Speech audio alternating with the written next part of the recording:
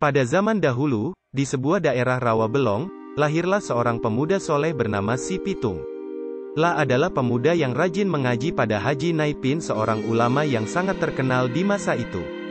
Selain itu ia dilatih silat selama bertahun-tahun hingga kemampuannya menguasai ilmu agama dan bela diri sangat meningkat dan luar biasa.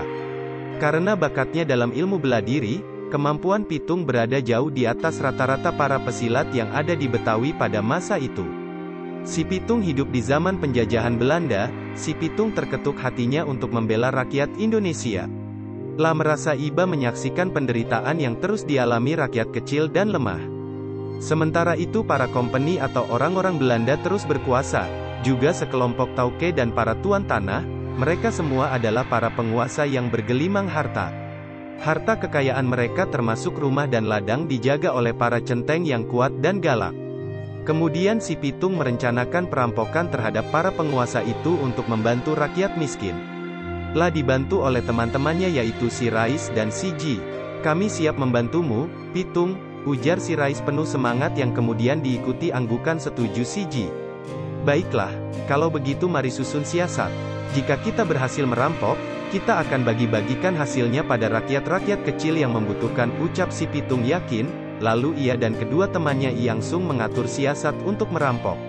Teruslah ia dan teman-temannya merampok para penguasa itu. Setelah mendapat hasil rampokannya, Si Pitung dan teman-temannya langsung membagi-bagikan pada rakyat miskin. Di depan rumah keluarga yang kelaparan diletakkannya sepikul beras. Diberikannya juga santunan berupa uang kepada keluarga yang dibelit hutang. Anak yatim pun tak luput dari penglihatannya, diberikannya bingkisan baju dan bermacam-macam hadiah lainnya. Kejadian itu terus berlanjut, sampai para kompeni, orang-orang tauke dan tuan tanah menjadi geram dan ingin menangkapnya. Namun tak pernah berhasil karena Si Pitung dan kelompoknya bukanlah orang-orang sembarangan. Banyak orang mengatakan keberhasilan Si Pitung dan teman-temannya dalam merampok ada dua hal, yaitu yang pertama ia memiliki ilmu silat, pandai bela diri dan kebal, sebab kabarnya tubuh Si Pitung kebal terhadap peluru. Dan yang kedua adalah orang-orang yang dibantunya tidak mau mengatakan di mana Si Pitung kini berada. Setiap para kompeni dan orang kaya perampokan Si Pitung membujuk atau memaksa rakyat. Karena geram melihat kesetiaan rakyat pada Si Pitung, maka para kompeni dan para orang kaya itu menggunakan kekerasan memaksa para rakyat kecil membuka mulut.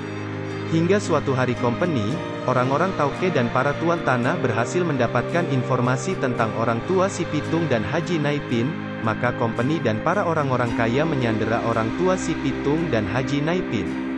"Katakan, atau kau kutembak," teriak para kompeni dan orang-orang kaya pada orang tua Si Pitung dan Haji Naipin. Namun mereka tak mau menjawabnya. Akhirnya mereka disiksa dan terus disiksa dengan sangat kejam.